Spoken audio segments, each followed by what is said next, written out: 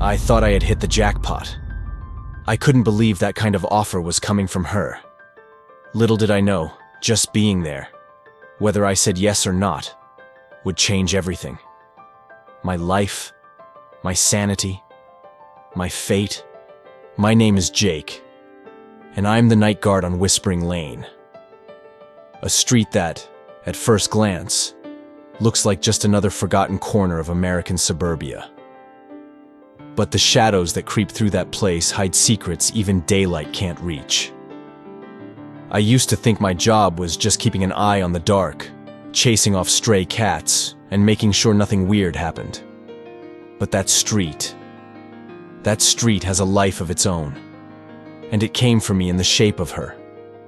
A woman who looked like she stepped right out of my darkest dreams.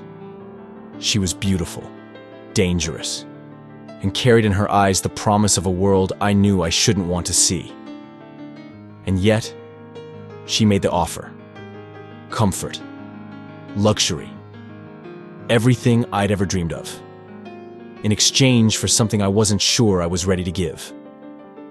Back then, I didn't realize that moment, that choice, was the start of a nightmare I might never wake up from.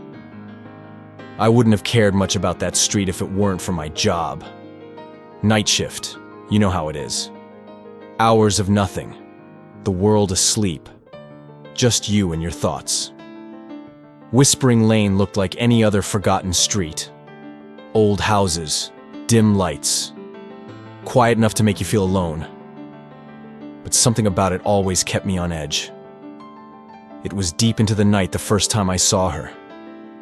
She showed up like she didn't belong there, yet moved like the whole street was hers.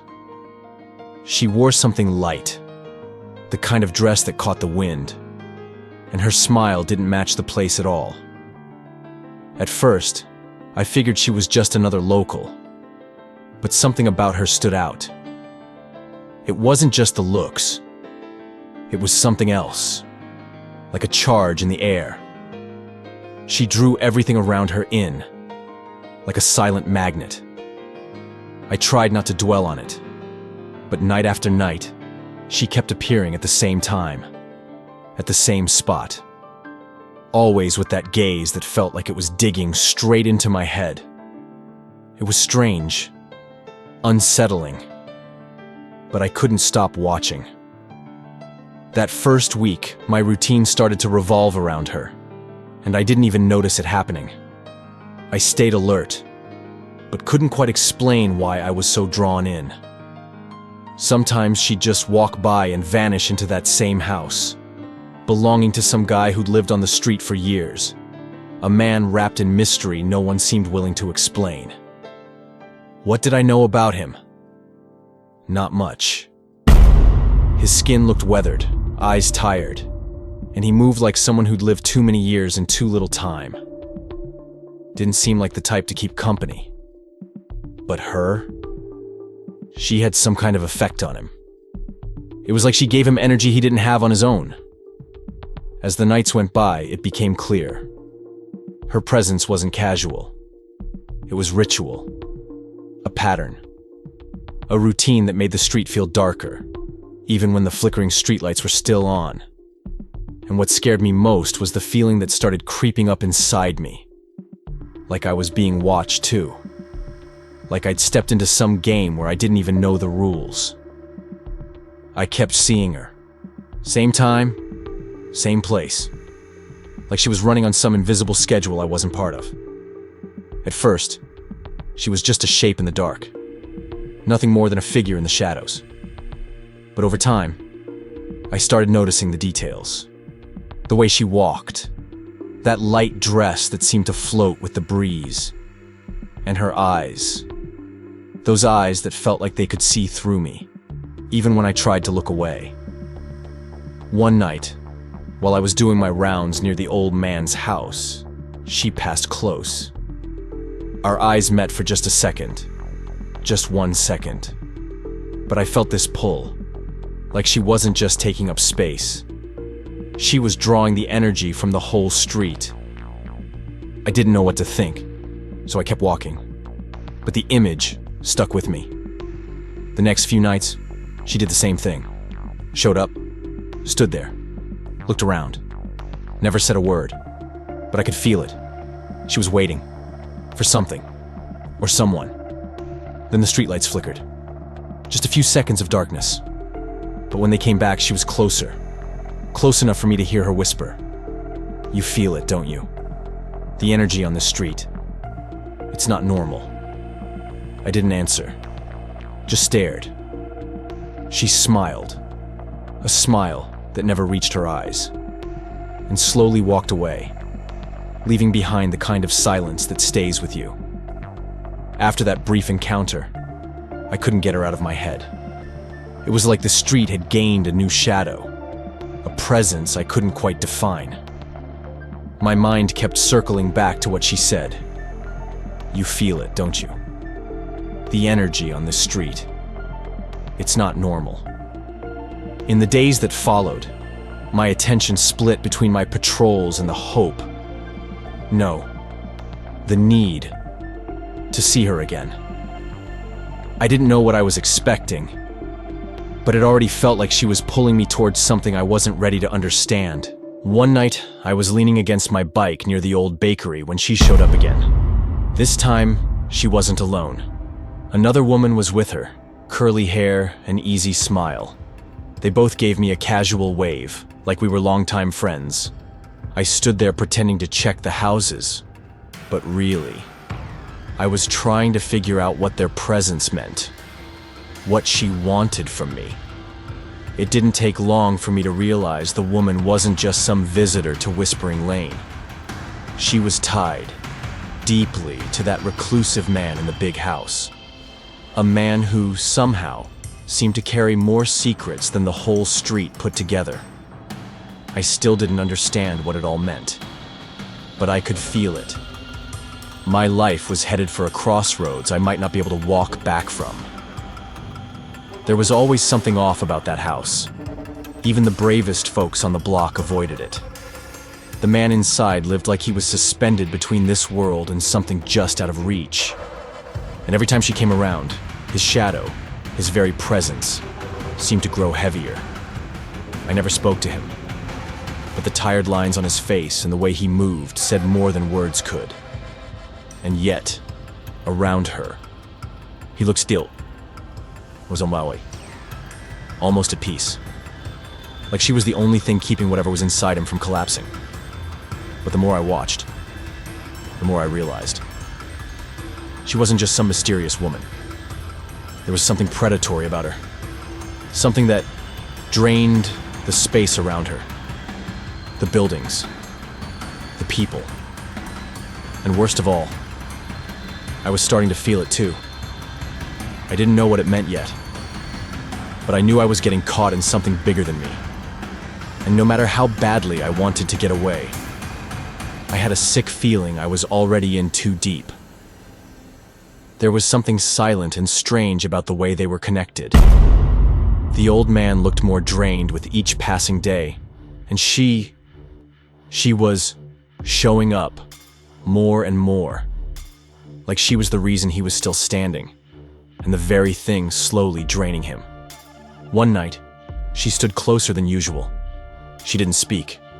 She didn't need to. Her eyes said everything. She owned that part of the street. But she was looking for more. I started to feel like I was standing at the edge of something, like I was next. And eventually, she came for me. Not in the way I expected.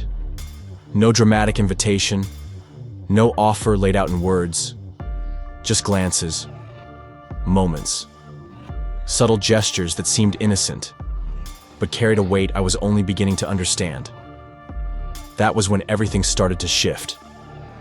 During one of my rounds, I felt it. Something behind me.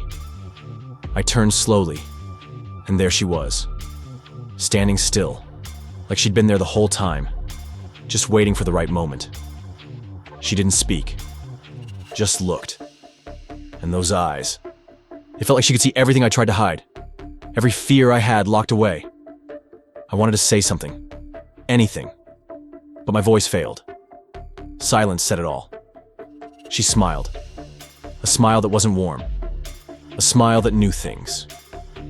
After that night, things started getting weird. I felt drained, like I was running on empty. My body was tired in a way that sleep couldn't fix. My mind felt heavier by the day. Something was pulling at me, and I didn't understand why. I tried blaming it on stress, work, age, anything. But deep down, I knew it was her. She was pulling me into something I didn't want, but maybe couldn't avoid. It's hard to explain what I started feeling. Like a dark cloud had settled over me. Not just stress or paranoia. Something real. Something that clung to me, even when I closed my eyes. Every night, even when I was home, even when I tried to sleep, she was there. Not her body, her presence. A weight on my chest. I couldn't shake. I started to doubt everything. My own thoughts. My grip on reality. The whispers on the street. The way silence could scream louder than any sound. It was like the whole world was pushing me towards some edge I couldn't see. It terrified me and fascinated me. I wanted to run, to vanish. But I couldn't. Something held me there, like an invisible thread wrapped around my chest. Tied to her, to Whispering Lane, to whatever it was she truly represented. And even if I didn't want to admit it, I already knew nothing in my life would ever be the same. Then one night, something happened. I was doing my rounds when I heard a noise coming from the backyard of the old man's house. It wasn't normal. It was deep, heavy, like something being dragged. Then a low, muffled groan. I crept closer, trying to stay calm. When I reached the window, I froze. He was on the floor, motionless. But that's not what scared me. Hovering above him was something dark, almost fluid, moving in a way that didn't belong in this world. A shadow that seemed to be pulling something out of him. It happened fast. Too fast. Before I could react, it was gone. Vanished. He just lay there, like nothing had ever happened. But I knew something had changed that night. Before I even realized it, I jumped. She was behind me, just standing there, close. She looked at me, smiled, and vanished into the darkness like it was nothing. I was so shaken, I didn't even follow her like I usually did. After that, things got weirder. I couldn't ignore the feeling when she was near, even when I couldn't see her. Sometimes it was a strange smell in the air. Sometimes a flicker of movement I couldn't quite catch. She showed up again, this time closer, without hesitation, like she was toying with me. Left a small gift on my usual bench. Just a simple wooden box. But what was inside? I couldn't make sense of it. Still, it felt important somehow. Each time we crossed paths, she dropped these strange pieces of a puzzle. Talked about places I'd never heard of. Mentioned the old man like he was part of something dangerous. Something much bigger than any of us. I didn't know if she was lying, playing with me, or if everything she said was real. All I knew was that I was getting more confused, and she was always at the center of it. I didn't expect to see her again so soon. I was leaning against my bike, close to ending my shift early, when she showed up out of nowhere, this time with someone, but her eyes locked on mine. She waved, smiled like we were old friends, then passed me a message that hit me harder than it should have. She wanted to meet me that Friday at a diner nearby. I stood there frozen, trying to figure out what it meant. Did she actually want something from me? Or was this just another part of her game? Part of me wanted to believe, wanted to think I had a shot with her. That maybe that dark presence could have something human underneath. But deep down, I knew she wasn't like anyone else. There was something wrong about her. Something off. Like her eyes were hiding something much colder than they let on. I spent the next few days stuck between anxiety and fear. Every creak on the street made my pulse spike. Every shadow looked like it might move. I didn't know what I was walking into, but I knew I couldn't avoid it.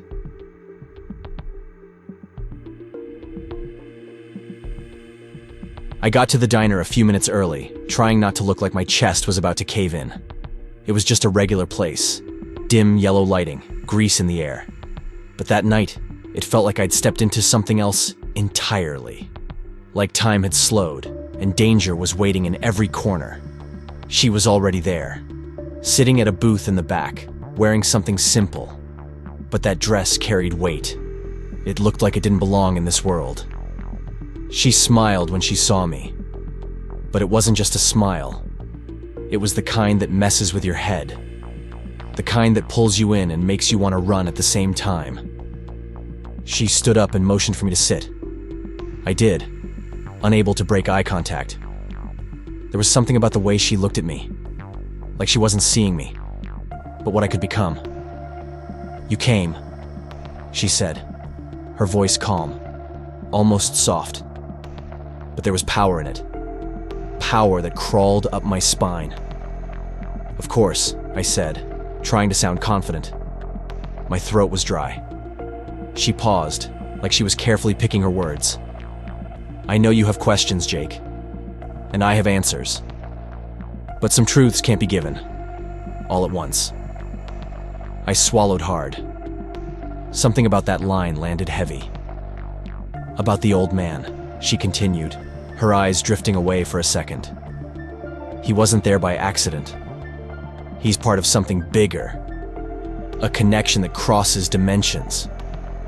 My heart started racing. I wanted to ask questions, to understand, but no words came out. "I come from a place you can't even imagine," she said. "A place parallel to your world. Xarathiel. That's where I belong, when I'm not here." She looked right at me, and I knew she wasn't lying. "The man you know, he's stuck between the two. And I'm the bridge." A cold chill ran down my spine. "I need someone to carry on the cycle, Jake. Someone who can take his place. Someone who understands what it means to live between worlds." She leaned in closer, and her voice dropped to a whisper. "I can give you everything. Comfort, safety, a life most people couldn't even dream of. But it comes with a price." She paused, watching me. I was frozen between fear and curiosity, unable to speak. "You don't have to answer now," she said, standing slowly. "But think carefully, Jake. Time's running out. This choice will change everything." Then she turned and walked away, leaving behind a silence so heavy I could barely breathe, and a feeling I knew I'd never shake. After she left the diner, I couldn't stop thinking about what she said. Xarathiel, the old man trapped between worlds, the need for someone to replace him. It all sounded insane, but I couldn't dismiss it. Not long after, I found out the old man was dead. Sudden. No clear reason. When I went to the house to find out what happened, the truth hit me like a punch in the gut. He wasn't the old, worn-out man I thought he was. He was only 45 years old. His life had been drained far too quickly. In that moment, everything clicked in a way I didn't want to believe. Her presence, the strange silence, the weight that lingered on that street. She had been telling the truth, and I was next. I started avoiding her, dodging the street, taking different routes, pretending not to see her. But it didn't matter. She showed up anyway. In my neighborhood, near my building, even at work. Always with that same smile, that same stare, leaving no space to breathe. The fear grew, and so did the sense that my fate was already sealed. Eventually, I couldn't stall any longer. She found me again. This time, there was no delay. No more mystery. "Time's up, Jake," she said, her smile cold. "I want your answer." The weight of that decision crushed me. I knew that no matter what I said, nothing would ever be the same again. I took a deep breath, tried to find the strength in my chest, and said the words my heart had been fighting to get out. "No. I'm not accepting." She stood silent for a moment, her eyes glowing with a light I'd never seen before. And then, her beauty vanished. What stood in front of me was something pulled straight from a nightmare. Twisted features, blazing eyes, a crooked grin that chilled me to the core. "You think you have a choice?" she hissed. Her voice was sharp, quiet, and furious. "Even if you say no, even if you run, I'm already inside you." She stepped closer. The air around me turned to ice. "Me and Xarathiel, we're the shadows you'll never shake. We'll walk with you, whisper in your thoughts, and steal your peace." Her form began to fade into the dark, melting away like smoke. But the threat stayed behind, alive, pulsing in my chest. I knew the choice I made wasn't the end. It was just the beginning of a fight I couldn't avoid. And in that moment, I understood. Some shadows never disappear. They just wait, patiently, to return. What about you? If you were in my shoes, what would you have done? Would you take that dark, comfortable offer, knowing there was always a price? Or would you resist, even knowing the shadow will never truly leave you? Tell me in the comments. And if you've ever felt like something was following you, even when nothing was there, share your story. If this tale gave you chills, hit that like button and subscribe for more stories like this one. And remember, in Xarathiel, nothing is ever quite what it seems. Until next time, watch out for the shadows you can't see.